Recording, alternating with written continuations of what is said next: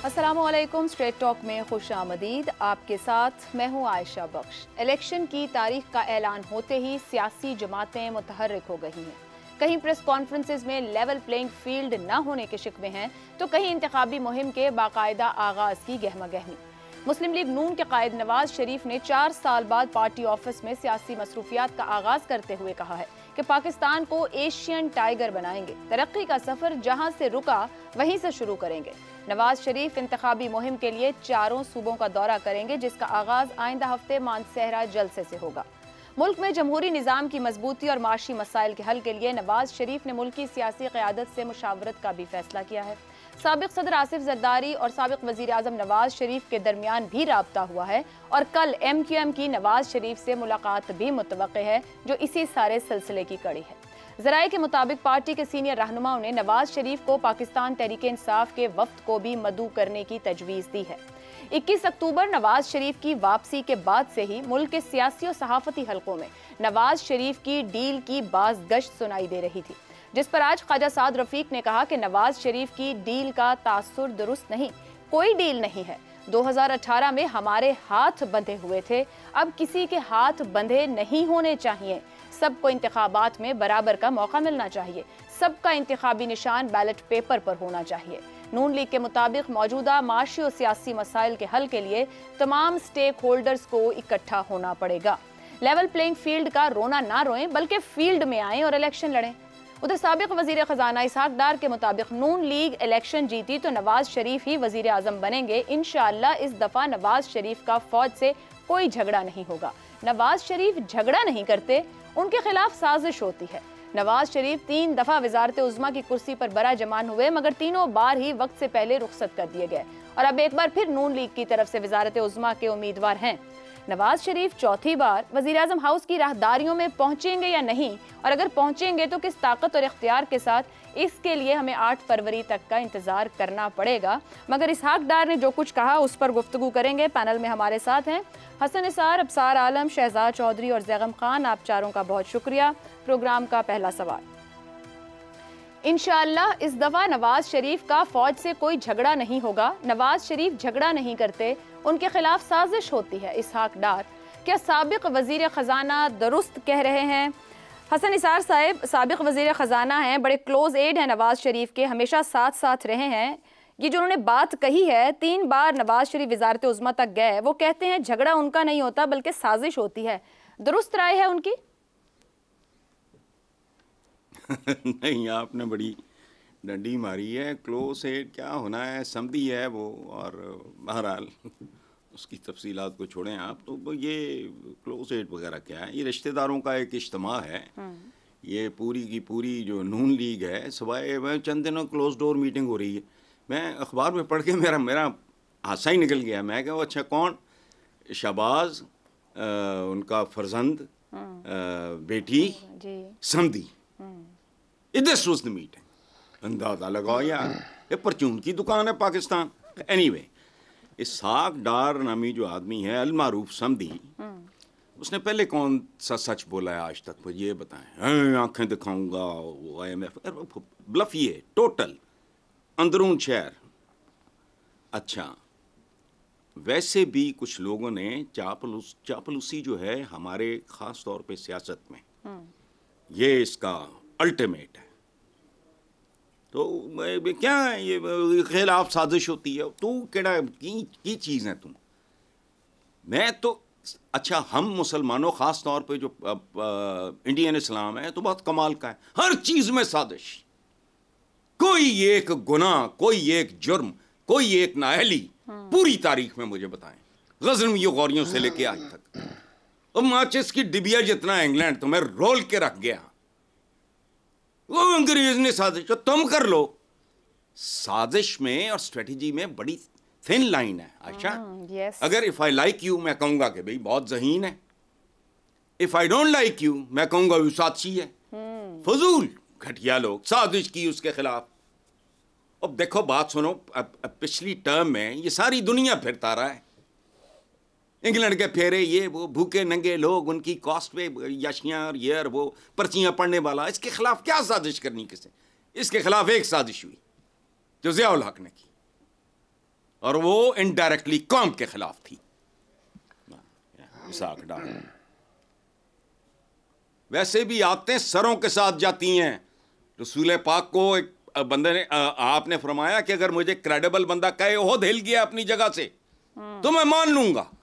और बाद में जियोलॉजी ने साबित किया कि पहाड़ सिरकते हैं, लेकिन उन्होंने कहा अगर वही बंदा मुझे कहे कि फलां ने अपनी आदत छोड़ दी, वो 73 साल का बुढ़ा, उसके खिलाफ साजिश होती है। कुछ भी नहीं, ढोंग है, देख लोगे। अब तो शायद नौबत ही ना आए। आप कह रहे हैं साजिश नहीं होती? नो, झगड़ा होता है। फिर झगड़ा भी नहीं होता है। अच्छा चलें फिर। वो झगड़ा क्या है, अभी चलती फिरती टक्कर है। नज़ीर नाजी साहब का कॉल है जी। मैंने उनसे एक बार पूछा था कि आप स्पीच राइटर रहे, इतने करीबी रहे हैं, तो एक जुमले में बयान करें नवाज शरीफ को। नज़ीर नाजी साहब अल्लाह उन्हें सेहत और जिंदगी दे, उन्होंने कहा यार छड़ उत्ते चलती फिरती टक्कर है बस। ठीक है, पाकिस्तान की बदनसीबी है, किन्हों डिस्कस कर रहे हैं। शहजाद साहब, मैं आपकी तरफ आऊंगी। यहाँ पे जो गुफ्तगू हो रही है उसके अंदर लेवल प्लेइंग फील्ड का बड़ा जब तक सियासी वो शुरू हुआ है, इसको भी जरा कमेंट कीजिएगा कि चाह रहे हैं लीडरशिप जो टॉप जमातों के सरबराह हैं कि सियासी क़यादत मुशावरत करे और आगे बढ़ने के रास्ते निकाले, लेकिन साथ वहीं लेवल प्लेइंग फील्ड पर एक दूसरे पर इल्ज़ामात भी हैं। बेसिक सवाल का भी जवाब दीजिएगा, लेकिन क्या इस तरीके से एक दूसरे पर इल्ज़ामात और फिर साथ बढ़ने की बातें ये मुमकिन रहेगा? अच्छा, लेवल प्लेइंग फील्ड का तो मसला हल कर लेते हैं ना। सियासी मैदान में जो मसला पड़ा हुआ है लेवल, वो मसला है भी या सिर्फ बयानात हैं पॉलिटिकल स्पेस या वोटर के लिए? नहीं, मैं उसको एक्सप्लेन कर देता हूँ। उसका सिर्फ एक ही मफहूम और मतलब है कि मेरा हाथ भी पकड़ो। अच्छा, सिर्फ एक बंदे का हाथ ना पकड़ो, मेरा भी हाथ पकड़ो। This is level playing field, that is all. Unfortunately बदकिस्मती हमारी ये है। ब्यूटीफुल। अच्छा, लेकिन अब आ जाएं अगले हिस्से की तरफ, जो कि आपका बुनियादी सवाल है कि बड़ा कमाल का सवाल किया आपने, ढूंढा कहीं से। अच्छा, उसकी बात करते हैं, लेकिन उससे पहले तज्जियाकारों का एक तज्जियाकार इस मुल्क दुनिया पाकिस्तान में पैदा हो गया और उसके बाद वो दुनिया से चला गया। मुनीर नियाजी, उसको हर वक्त याद रखना चाहिए। वो कह गया, कुछ उंज भी रामा औखियां सान, कुछ गल विच गम दा तौक भी सी, कुछ शहर दे लोग भी जालिम सन, कुछ सानू मरण दा शौक भी सी। मेरा ख्याल है ये एक हमारी प्रॉब्लम जो है ना, खासतौर पर ये नवाज शरीफ साहब के और सिविल मिलिट्री तल्लुकात के अंदर, ये खासतौर पर नवाज शरीफ साहब के कॉन्टेक्स्ट में ये एक्सप्लेन कर देती है हर चीज को एक्सप्लेन कर देती है। कहीं ना कहीं पे किसी को अपनी उफ्ताद तबाह को रोकना पड़ता है, एकोमोडेशन बनानी पड़ती है, तब जाके सारे कहते हैं ना साथ मिलके चलो, साथ मिलके चलो। भाई कैसे साथ मिलके चलो? अगर मैं ऐसे करके चल रहा हूं, मैंने अपनी बाहें इस तरीके से फैलाई हुई हैं, तो मेरे साथ तो कोई नहीं चल सकता। लेकिन अगर मैं थोड़ा ऐसे कर लूंगा तो मेरे साथ दो बंदे आ सकते हैं साइडों के ऊपर। तो साथ मिलके चलने के भी ढंग होते हैं। लेकिन बहरहाल साजिश क्या होती है? साजिश होती है बड़े आसान लफ्जों के अंदर अमल का रद्द अमल। सही। तो जब अमल का रद्द अमल होता है तो जिसका रद्द अमल आता है दूसरे को साजिश लगती है। मैं ये नहीं कह रहा कि एक तरफ से होती है दूसरी तरफ से नहीं होती, दोनों तरफ से। तो गलतियां बेशुमार हैं और आज का जमाना और आज का वक्त वो नहीं है। वरना मैं अवसार साहब के साथ बैठूं ना, हम दोनों आपस में बैठे हैं, मतलब सिर्फ किसी आइडियल एनवायरनमेंट के अंदर, यूटोपियन सोच है, तो वो मुझे कहेंगे, नवाज शरीफ की वजूहात बताएंगे और उनको बहुत डिटेल का पता है। मैं उनको उसी जमाने का किसी भी चीफ के साथ जो गड़बड़ हुई है, मैं उसको चीफ की तरफ से उनको सेटिस्फाई कर दूंगा, बता दूंगा। और वो सेटिस्फाई हो या ना हो दूसरी बात। लेकिन ये कोई ना कोई ये गिव एंड टेक बहस जो है ये चल सकती है, ये आर्ग्यूएबल है। ठीक है, एक चीज तो ये होगी। दूसरी बात, बुनियाद दो अशखास के बीच में नहीं है। नवाज शरीफ का जिक्र क्यों है इसके अंदर?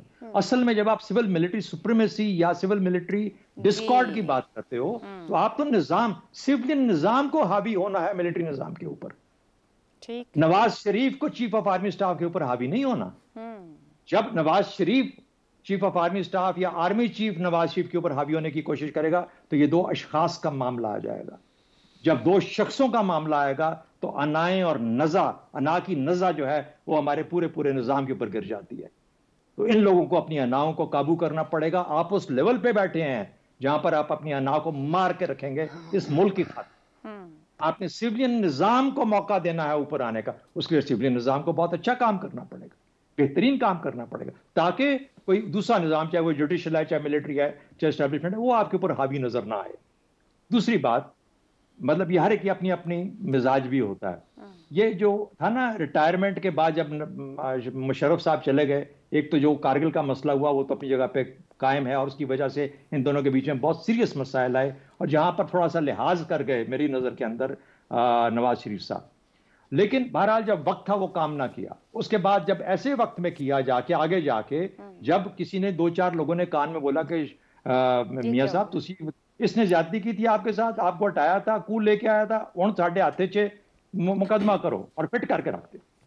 उधर से मामला अच्छा भाई आपने एक के पीछे पड़ने से 2 अगले जो थे उनको अपने खिलाफ कर लिया। तो इसलिए इन बहसों में जाने की जरूरत नहीं है। पाकिस्तान के आज के निज़ाम के अंदर सबको मिलकर चलना है। मुझे यकीन है सब अपने अपने सबक सीख चुके हैं, और अगर नहीं सीखे तो कौन नुकसान उठाएगा? अवाम और ये मुल्क नुकसान उठाएगा। वरना उम्मीद ये रखनी चाहिए कि भाई सबक सीखो, आगे बढ़ो। आप 75-75 साल 70-70 साल के हो गए हो या उन जगहों पे बैठे हो जो इतने इंपॉर्टेंट है, आपको पाकिस्तान के लिए अपने आप को, अपने मिजाज को बदलना पड़ेगा। ठीक है। नवाज शरीफ ने 21 अक्टूबर के खिताब में कहा 2017 में मेरी चलती हुकूमत को घर भेजा गया। तो हम बात ये कर रहे हैं कि क्या अब की बार टकराव नहीं होगा या टकराव हमेशा रहे? ज़ैगम साहब, 2 ओपिनियन आए, एक ये कि ना झगड़ा ना साजिश, और एक ओपिनियन ये कि झगड़ा भी और साजिश भी। आपके ख्याल में बात मिजाज की है या इख्तियार की है? पहली बात तो ये है कि इसहाक डार साहब ने दीवान हाफिज से ऐसी फाल निकाली है कि शेख रशीद का तोता ही उड़ गया होगा। वो ये कह रहे हैं कि सिविल मिलिट्री का मसला नहीं है, वो ये कह रहे हैं कि रूल्स ऑफ द गेम का मसला नहीं है, वो ये कह रहे हैं कि नवाज शरीफ के मिजाज का मसला नहीं है, मसला है तो साजिश का है। तो उन्हें कैसे पता है कि पिछली 4 दफ़ा साजिश हुई थी और अगली दफ़ा साजिश नहीं होगी? क्या साजिश बताकर होती है? क्या साजिश पूछकर होती है? देखिए, कल क्या होगा ये उसको मालूम है जिसने कल को तख्लीक करना है। हम सिर्फ ये अंदाज़ा लगा सकते हैं, या मैं ये कह सकता हूँ कि अगर कल को मियाँ साहब का इस्टेब्लिशमेंट से झगड़ा होगा तो वो इसहाक डार की वजह से होगा।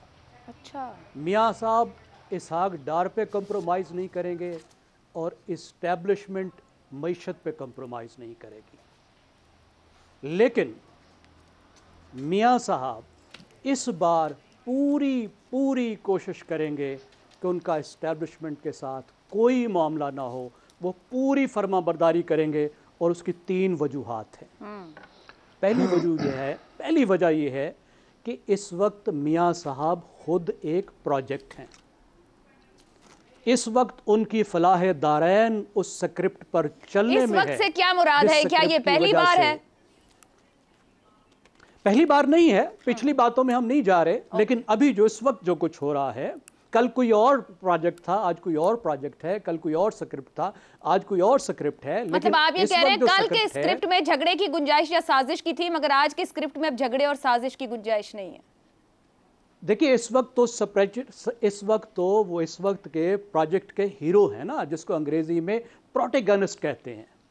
इस वक्त तो उस प्रोजेक्ट को ज़रूरत है इनकी, और इन्हें उस प्रोजेक्ट की ज़रूरत है।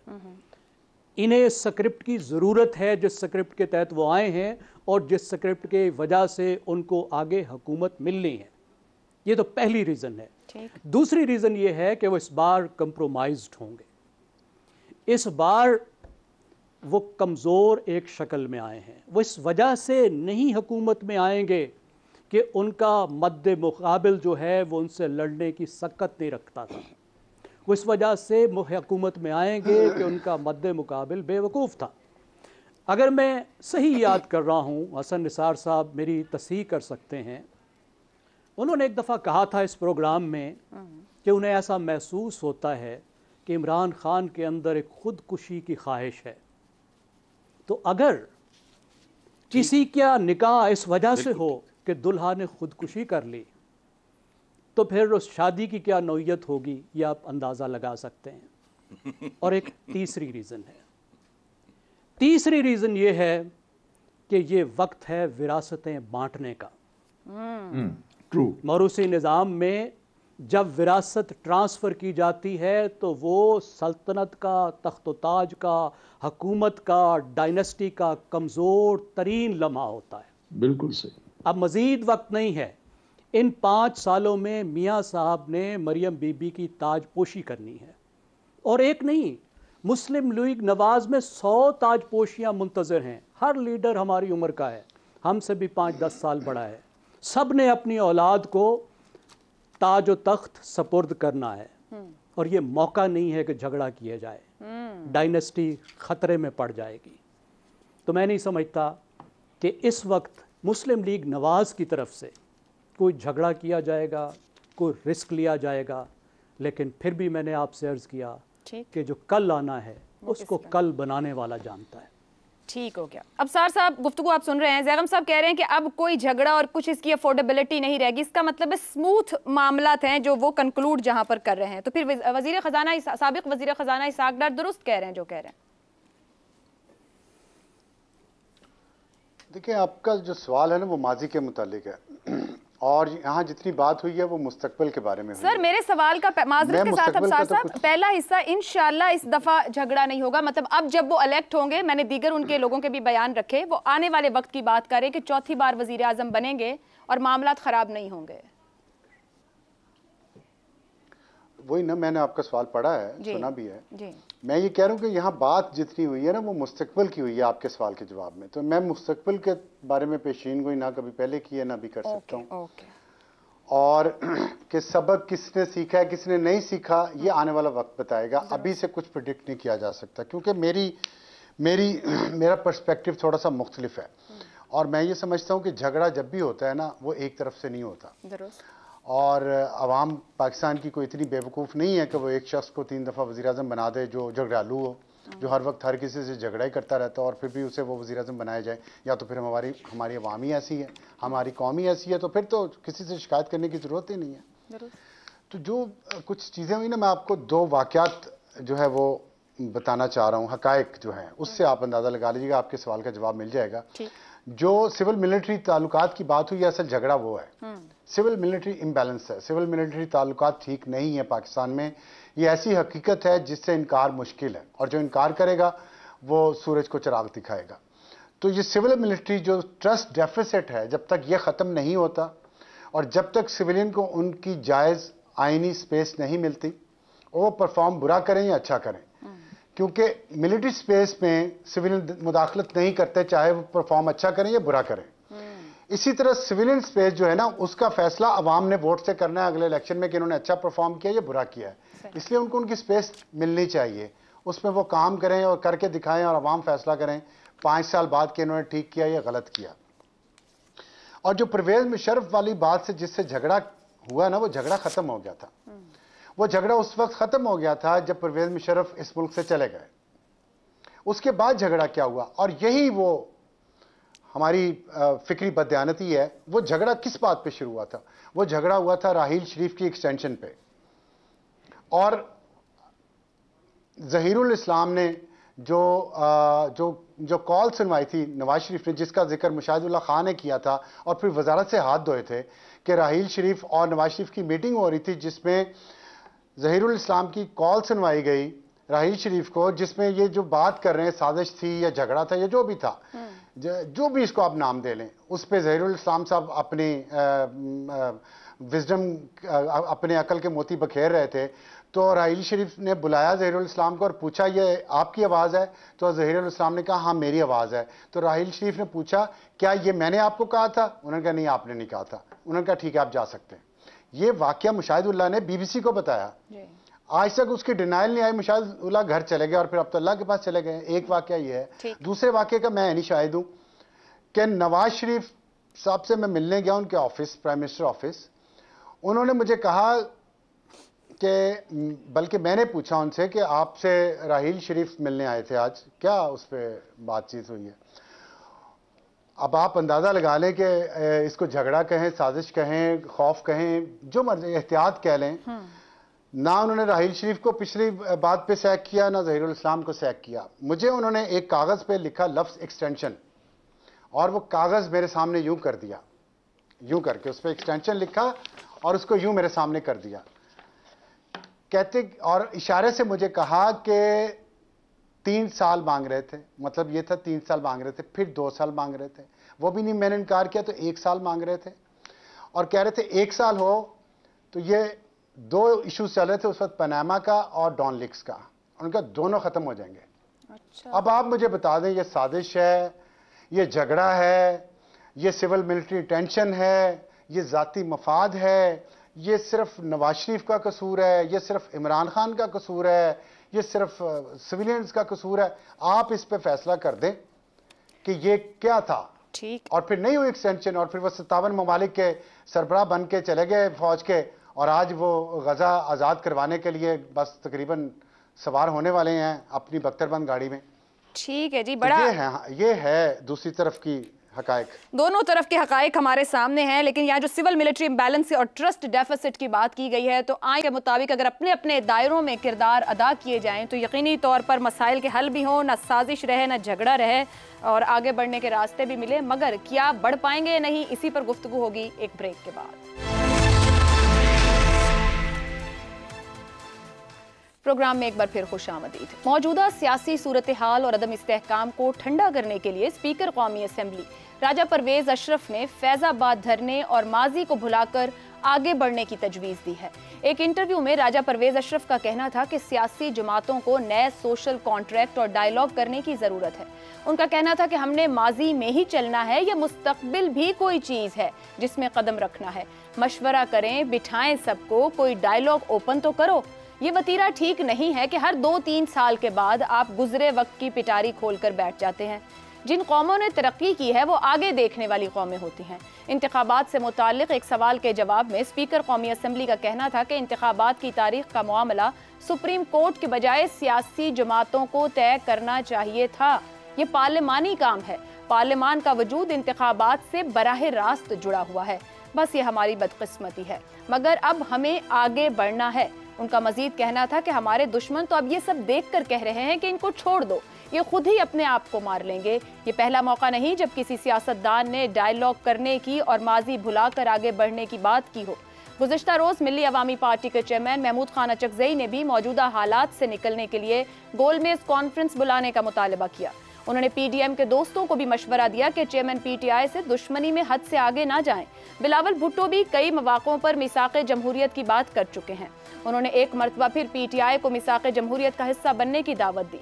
नून लीग भी अपने 16 माह की हुकूमत के शुरू में पीटीआई को मुज़ाकरात की दावत दे चुकी, मगर बॉल जब भी पीटीआई के कोर्ट में आती है तो मामलात अटक जाते हैं और एक पॉइंट से आगे नहीं बढ़ पाते। चेयरमैन पीटीआई से जब भी मुज़ाकरात का कहा गया तो उन्होंने अपना वक्त भेजने पर रजामंदी जाहिर की, मगर वो खुद कभी भी मुखालिफ सियासतदानों के साथ बैठने पर राजी नहीं होते। ये तब जब वो हुकूमत में थे और ना ही तब जब इख्तिदार से हाथ धो बैठे। इस सारी सूरत हाल के रहते डायलॉग कैसे शुरू होगा और इस्तेहकाम क्यों कर मुमकिन होगा, इसी पर पैनल से गुफ्तगू करेंगे। पैनल के लिए सवाल, फैजाबाद धरने और माजी को बुलाकर आगे बढ़ा जाए। स्पीकर कौमी असम्बली, मुल्क को मुश्किलात से निकालने के लिए गोलमेज कॉन्फ्रेंस बुलाई जाए। अचकज़ई, क्या मुल्की सियासत में इस्तेहकाम माजी भुलाने से मुमकिन है? अफसार साहब, आपकी जानिब आऊंगी। आपके ख्याल में माजी में हुई बातों, वाक़यात, हादसात, मामलात को पीछे रख दिया जाए, आगे बढ़ा जा सकता है? हमारी सियासत में इस्तेहकाम आ सकता है?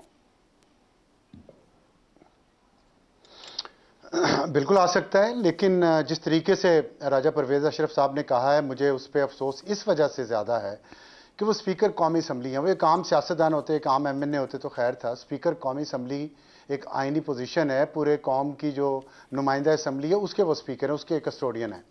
उन्हें इस तरह की बात करते हुए कुछ तो एहसास होना चाहिए था, कुछ तो तारीख का इदराक होना चाहिए था, कम से कम आइन का इदराक कर लेते। हर बंदा उठता है, नया सोशल कॉन्ट्रैक्ट होना चाहिए, नया सोशल कॉन्ट्रैक्ट होना चाहिए। उनको पता भी है वो बात क्या कर रहे हैं। ये आइन पाकिस्तान क्या है? ये सोशल कॉन्ट्रैक्ट ही तो है, और क्या है ये? तो आप ये कह रहे हैं कि नया आइन पाकिस्तान होना चाहिए, तो फिर ये बात पहले सोच तो लें। नया सोशल कॉन्ट्रैक्ट फजूल में करते रहते हैं, जो असल इश्यूज हैं उन पे आते नहीं हैं। बात जो पिछले सेगमेंट में हुई है, असल मसला सिविल मिलिट्री इम्बैलेंस का है कि इस मुल्क पे सिविलियंस ने हुकूमत करनी है या मिलिट्री ने। अगर सब कुछ भूल के आगे बढ़ना है तो फिर बढ़े, फिर सियासतदानों ने जो माल बनाया हुआ है वो भी हम भूल के आगे बढ़ जाते हैं। फिर जो 9 मई को हुआ वो भी भूल के आगे बढ़ जाए। 9 मई को तो हम भूल नहीं सकते आगे बढ़ने के लिए, लेकिन आइन तोड़ा, आइन पामाल किया और कहा ये रद्दी की, ये 12 सफ़े की किताब मैं रद्दी की टोकरी में फेंक दूं जब चाहूं, वो ठीक है, वो माफ कर दें, वो खत्म, भूल जाएं, चले माफ कर दें, सजा ना दें किसी को। कन्फेशनल बॉक्स तो होता है ना, चर्च में भी होता है, वहां जाके कोई कहे कि हाँ मैंने ये गलती की, मैंने ये गलत काम किए, मुझे इस पे शर्मिंदगी है, मुझे माफ कर दें, मैं आइंदा तौबा करता हूं, आइंदा मैं ये मेरा इदारा ये काम नहीं करेगा, फिर तो मैं मान लूं, वरना आप मुझे बता दें कि मैं आइन को बार बार तोड़े जाने को बर्दाश्त कर लूं, तो मुझे इसकी क्या गारंटी है कि आगे 5 साल बाद या 3 साल बाद कोई और आइन को नहीं रौंदेगा। एक चीफ जस्टिस फैसला देता है, $6.5 बिलियन पाकिस्तान को जुर्माना होता है, $6.5 बिलियन। बताएं कितने सियासतदानों ने इतनी करप्शन की होगी, कितने वज़ीर आज़म ने इतनी करप्शन की होगी, सारे जेल में हैं, सब पे मुकदमे हैं, तो उस चीफ जस्टिस को कोई पूछ सकता है? तो कम से कम आके कह तो दे हाँ जी हमसे गलती हो गई, कौन नहीं गलती करता। तो ये इस तरह ये जो अचकज़ई साहब की तजवीज़ है वो मुख्तलिफ है और बेहतर है, लेकिन राजा परवेज अशरफ साहब जो मट्टी पाव स्कीम चला रहे हैं ना कि ये नहीं चलेगी। ये अब जो एक पूरी जनरेशन जवान हो चुकी है, ये ऐसे नहीं चलेगा। फिर माफ करना, फिर 9 मई पे मट्टी पा रहे हैं आप, बताएं मुझे, नहीं पा सकते ना, तो फिर आइन की पामाली पे मट्टी क्यों पा रहे हैं? फिर ये जो जजेस ने फैसले दिए हुए हैं इस पे मट्टी क्यों पा रहे हैं? वो मार्शल लॉ को उन्होंने वैलिडेट किया है, उस पे क्यों मट्टी पा रहे हैं? फिर सब पे ना मट्टी पाए, या कम से कम आगे सारे इकरारे जुर्म करें और आगे बढ़े। मुझे तो इस पे कोई, मैं किसी को जेल के पीछे नहीं देखना चाहता, जेल की सलाखों के पीछे, लेकिन कम से कम आप खड़े होकर इतनी हिम्मत तो होनी चाहिए ना कि बंदा कहे मैं इतनी बड़े ओहदे पे रहा हूं और हमसे ये गलतियां हुई हैं, हमें कौम माफ करे और आइंदा नहीं करेंगे, इतना तो होना चाहिए कम से कम। ठीक है, अगर ये ना हो, इसके बगैर आगे नहीं बढ़ सकेंगे। दुरुस्त हो गया। यहाँ पे आप साहब की गुफ्तगू सुनते हुए नुक्ता मेरे ज़हन में भी आ रहा है कि क्या सियासतदान ही अगर सब इकट्ठे हो जाएं, इतनी मजबूत फोर्स हो, तो क्या ये बाकी सारे मामलात हो सकते हैं? हसन निसार साहब आपकी तरफ आऊंगी। सियासी जमातें, खुद चेयरमैन PTI इमरान खान साहब भी कभी राजी नहीं हुए सियासतदानों के साथ बैठे, वो खुद भी एक सियासतदान है, जहाँ खड़े हैं वो ना हुकूमत में होते ना अपोजिशन में होते। तो आपके ख्याल में क्या मुल्की सियासत में इस्तेहकाम माजी को पीछे रख के मुमकिन है? क्या सियासतदान सियासत में इस्तेहकाम ला सकते हैं, ये ताकत रखते हैं? देखें आयशा, मैं अपनी आदत के मुताबिक इस सारी सूरत हाल को नहीं, मैं जनरली चीज़ों को मैं मैक्रो लेवल के हवाले से देखता हूँ। ये जो बिल्कुल होता है ना, वो तंग खाने में मुझसे नहीं घुसा जाता। पहली बात यह है जो आपने की है कि माजी परस्ती हमारी सबसे बड़ी पहचान है।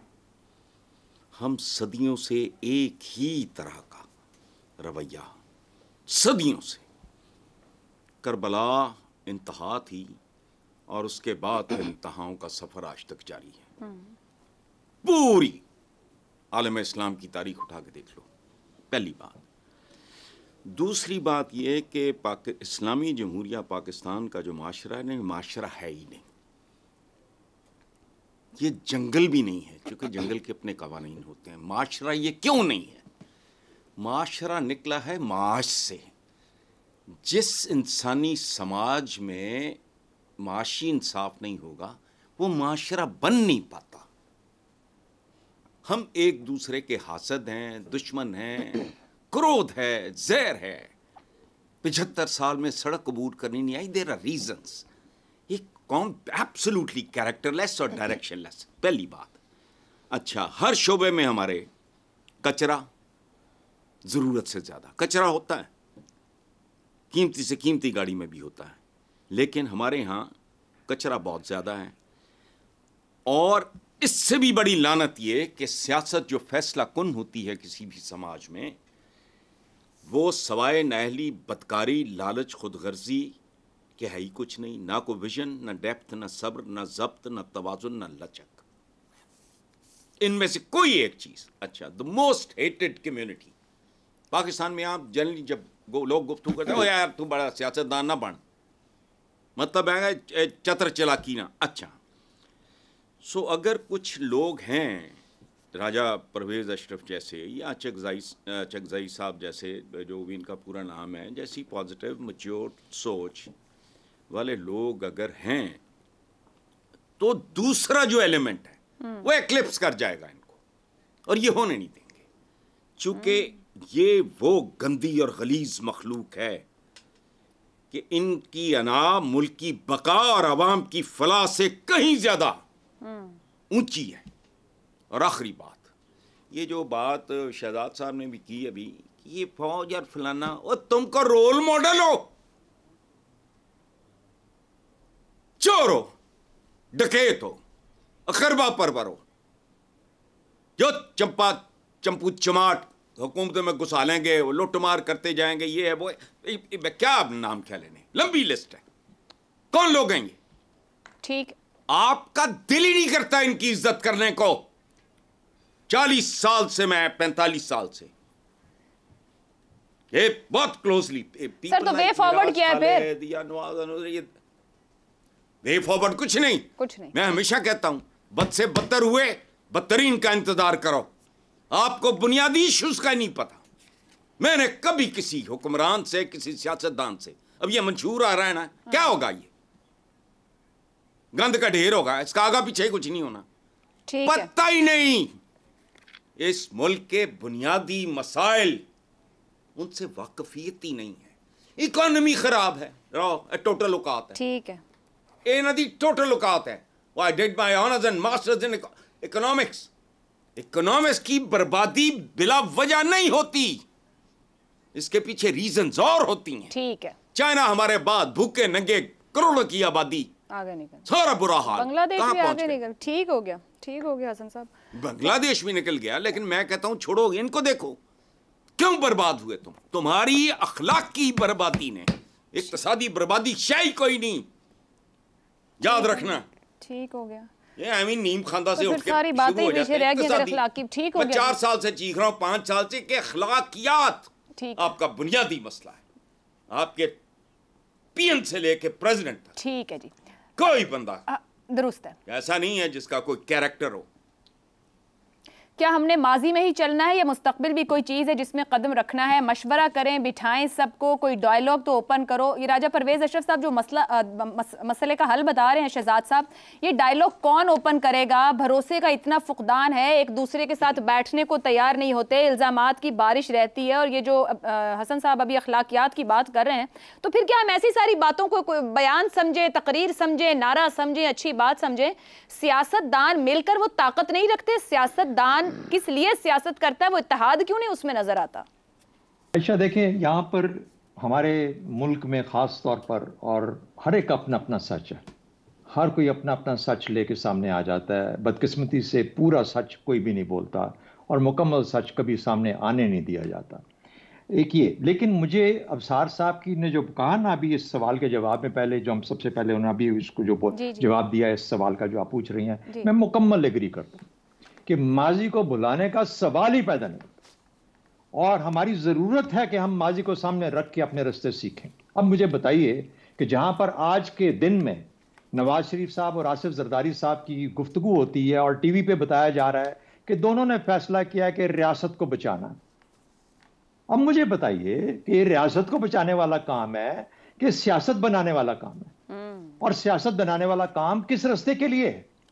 जितनी हमारी पॉलिटिक्स और सियासतदान कॉम्प्रोमाइज्ड हैं हमारी पूरी तारीख के अंदर, अदर देन वो अदवार जिसके अंदर के मार्शल लॉ था, यहाँ पे मुझे ये बता दें कि उस अदवार के अंदर जिसके अंदर के पूरी मुकम्मल सिविलियन सुप्रीमेसी थी और हमारे जमहूरी सियासतदान उस वक्त हावी थे, और उनकी ताकत और उनके पास इख्तियार भी था, सब कुछ था। उनके पास अपने घर का इख्तियार होता है, अपने बिजनेस का इख्तियार होता है, अपनी फैमिली का, सिर्फ मुल्क का इख्तियार नहीं होता, उनके पास हर चीज का इख्तियार है। 8000% किसी बंदे के जो हैं वो बढ़ जाते हैं एसेट्स एक 5 साल के अरसे के अंदर। आप परेशान होकर देखते हो कि यार इसके पास तो कुछ भी नहीं था, और सामने 8000%। बहरहाल ये साइड पे छोड़े, हमें आज के दिन में ये बातें लेके आगे नहीं चलना। सिर्फ छोटी छोटी 2 बातें। पहली बात, जनरल जब किसी को एक्सटेंशन दी जाती है ना, तो उसकी जो इखलाकी पोजीशन होती है वो कॉम्प्रोमाइज हो जाती है। मैं ये मिलिट्री के चीफ्स की बात कर रहा हूं। जब भी वो कोई एक्सटेंशन मांगेगा या लेगा या उसको दी जाएगी और वो कबूल करेगा इखलाकी पोजीशन, कौन सा ऐसा मिलिट्री लीडर है जो कि अपनी कमांड रख सकता है और अपने जवानों के अंदर नजर मिला के बात कर सकता है अगर उसने एक्सटेंशन ली हुई है? कुछ हमारे दोस्त भी उसमें शामिल हैं जिन्होंने एक्सटेंशन ली हुई है। मैं आज उनको भी ये चैलेंज कर रहा हूं इस चीज के। लेकिन क्या है कि कुरान पे हलफ उठा के एक्सटेंशन दी जाती है, इखलाकी तौर पर उसको इस तरीके से कॉम्प्रोमाइज कर दिया जाता है। फिर आप शुजा नवाज की किताब पढ़ लें आसिफ नवाज जंजुआ के बारे में, किस किस तरीके से कॉम्प्रोमाइज करने की कोशिश की जाती है। मेरा अपना ख्याल ये है, अगर ट्रूथ एंड रिकंसिलिएशन बनता है, पहली बात, ट्रूथ एंड रिकंसिलिएशन के बाद कैसे यकीन है कि आज ट्रूथ एंड रिकंसिलिएशन करके अगले 2 साल के बाद फिर ये हरकत नहीं करेंगे, चाहे इधर से हो चाहे उधर से हो। इसलिए जब तक आपका मन, आपका अंदर सच नहीं बोलेगा और मानेगा, और आप सिर्फ ये दंगल की फिजा लेके आगे चलते रहोगे और किसी शादी में आके कहोगे मैं ये शादी नहीं होने दूंगा, तो फिर शादी कोई भी नहीं हो सकती। और फिर उसके बाद अगर शादी बनानी है, आगे लेके चलनी है, मैं इसलिए शादी की बात कर रहा हूं, जैगम साहब ने पहले से अपने जवाब में शादी का 2 लाख जिक्र कर दिया, तो इसलिए मैं बात कर रहा हूं। कहने का मतलब ये है कि हम हर जगह पे, हर शादी में छलांग मार के ये नहीं कह सकते मैं ये शादी नहीं होने दूंगा। ठीक है, मामलात को लेके चलना होता है, शादी में भी कॉम्प्रोमाइजेस होते हैं। आगे चलें, आगे बढ़ें, इस मुल्क को बेहतर करें। और हसन साहब की जो फ्रस्ट्रेशंस हैं, इस लीडरशिप अपनी लेगेसी की खातिर, अपनी अगली जनरेशन की खातिर और आज के मुश्किल वक्त की खातिर, इस अवाम की मुश्किल वक्त की खातिर, हमें हसन साहब को अल्लाह ताला उनको जिंदगी से सलामती दे, उनकी जिंदगी में हमें खुशियां लेके आनी चाहिए और उनको एक पॉजिटिव चीज नजर आनी चाहिए। आप उनको मिलने के लिए फिर लाहौर आ जाएं, वो खुश हो जाएंगे मेरा ख्याल से। चलो, ओके, थैंक यू। चलें जी। ज़ैगम साहब, आपकी तरफ आऊंगी। ऊपर के सेगमेंट में बात करते हुए एक कमेंट दिया था शहजाद साहब ने कि मेरा हाथ भी पकड़ो, दरअसल मसला ये है। अब जब मैं आगे बढ़ने की बात करी, मैं सिर्फ मुल्क की सियासत को देख के, पार्लियामान की मजबूती को सामने रखते हुए, क्योंकि तजवीज़ स्पीकर कौमी असम्बली दे रहे हैं, ये सियासतदान एक दूसरे का हाथ पकड़कर इस पार्लियामान को और सियासी निज़ाम को मुस्तहकम क्यों नहीं कर सकते? माजी भुलाएं और एक दूसरे के साथ चलें, ये मुमकिन है? नहीं है? मौलाना रूम ने दीवान शम्स में लिखा है कि लोग एक दफ़ा पैदा होते हैं, मैं 1000 दफ़ा पैदा हुआ हूँ। अफराद हों, इदारे हों या मुल्क हों, वो तब कामयाब होते हैं जब अपने आप को बार बार रीशेप कर सकें, एक नई शक्ल दे सकें, माजी के असीर ना बने। फॉरवर्ड लुकिंग होना बहुत अच्छी बात है, माशी और समाजी तरक्की के लिए बहुत ज़रूरी है, और हीलिंग के लिए फॉरगिवनेस ज़रूरी है। लेकिन एक बहुत बड़ा यहाँ पे हवाला आया जनूबी अफ्रीका का, शहजाद साहब ने दिया।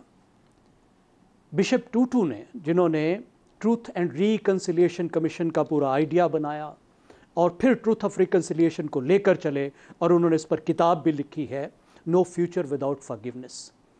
देखिए, उसमें जो पहली बात है वो है अपने गुनाह को तस्लीम करना। जब वो रिकंसिलिएशन हुई थी तो उसमें सबसे पहले जिन लोगों के साथ ज़्यादती की गई थी, उनके सामने बैठकर जिन्होंने कोई जुल्म, कोई ज़्यादती की थी, उसका इकरार किया था। उसके बाद जिनसे ज़्यादती की गई थी उन्होंने उनको माफ़ कर दिया गया था, और तब ये कहा गया था कि अब क्लोजर आ गया, अब ये रास्ता बंद हो गया। लेकिन हम ये नहीं करते। पाकिस्तान में भी एक कानून लाया गया और वो कानून एक गाली बनकर रह गया, NRO जी, जो कहा गया कि ट्रूथ एंड रिकंसिलिएशन के मॉडल पर है। MQM के सैकड़ों कातिलों को रिलीज कर दिया गया बगैर किसी ट्रूथ के, बगैर किसी माफ़ी के।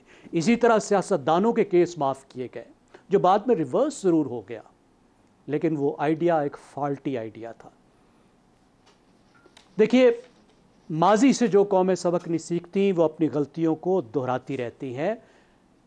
पॉलिटिकल साइंस का एक उसको कहते हैं पाथ डिपेंडेंसी। पाथ डिपेंडेंसी का मतलब ये है, आपने देखा होगा कि वादियों में जिधर से पानी गुजरता रहता है वहां पे वो ऐसा रास्ता बना लेता है कि फिर किसी और जगह से वो बह नहीं सकता। सही। पाकिस्तान में कैसी पाथ डिपेंडेंसी क्रिएट हो गई है कि हम बार बार अपने आप को दोहरा रहे हैं। वो जो पागलपन का असूल है ना, वो जो कहते हैं, जो आइंस्टाइन से मंसूब किया गया है कि एक ही बात को बार बार दोहराना और ये समझना कि अब की बार रिजल्ट मुख्तलिफ होगा। मेरे हमवतनों की तकरीर भी नहीं बदलती, और एबडो से लेकर नैब तक ना इल्ज़ामात बदलते हैं, ना सज़ाएं बदलती हैं, ना तरीका बदलता है एक दूसरे को सीधा करने का, ना अशराफिया की हिर्स बदलती है, और ना क्रोनी कैपिटलिज्म बदलता है। आगे को बढ़ना है, पीछे को सामने रख के एक दफ़ा हिसाब लगाना है, गलतियों को तस्लीम करना है, ये मानना है कि गलतियां की हैं। हमारी पूरी अशराफिया ने इस बात को तस्लीम करना है कि गलतियां की हैं। फिर उसके बाद रूल्स ऑफ द गेम पर इत्तफाक करना है। बिल्कुल हमारे पास रूल्स ऑफ द गेम मौजूद हैं आइन की शक्ल में, रिटन, लेकिन अनरिटन रूल्स भी होते हैं। ठीक। उसके अलावा अगर कोई चीज़ तब्दील करनी है तो भाई उसको लिख लीजिए, तभी हम समझेंगे कि आगे बढ़ने का रास्ता हमने निकाल लिया। ठीक हो गया जी। पैनल ने गुफ्तगू की स्पीकर कौमी असम्बली के क्या मुल्की सियासत में इस्तेहकाम माजी भुलाने से मुमकिन है, तो नतीजा ये निकला माजी भुला कर नहीं, माजी को साथ रख कर उससे सीख कर गलतियां तस्लीम कर कर यकीनन आगे बढ़ा जा सकता है। चारों मेहमानों का शुक्रिया, मुझे इजाज़त दीजिए, अल्लाह हाफ़िज़।